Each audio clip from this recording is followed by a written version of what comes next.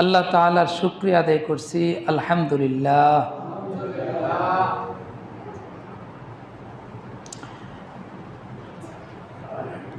আল্লাহ রাব্বুল আলামিন বলেন, লা ইন শাকারতুম লা আযীদান্নাকুম ওয়া লা ইন কাফারতুম ইন্না আযাবি লাশাদীদ।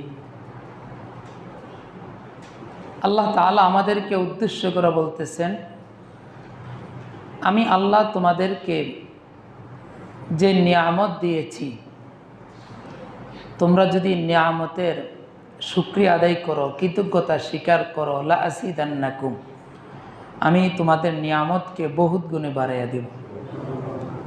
ওয়ালা ইন কাফারতুম, আর যদি নিয়ামতকে অস্বীকার করো, ইন্না আযাবি লাশাদীদ, কঠিন থেকে কঠিন আযাবে আমি গ্রেফতার করব।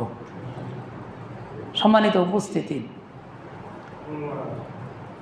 আমরা যে হালতে থাকি না কেন, যার যেই অবস্থানই হোক না কেন, সেটা আল্লাহ তাআলার পক্ষ থেকেই নির্ধারিত।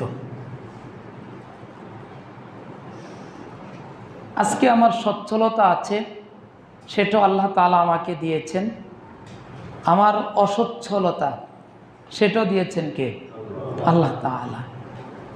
সচ্ছলতা অবস্থায় যেভাবে আল্লাহ তাআলার শুকরিয়া আদায় করা, কৃতজ্ঞতা স্বীকার করা, অসচ্ছলতা অবস্থায়ও আল্লাহ তাআলারই শুকরিয়া আদায় করা, এটা হচ্ছে একটা প্রকৃত মুমিনের কাজ।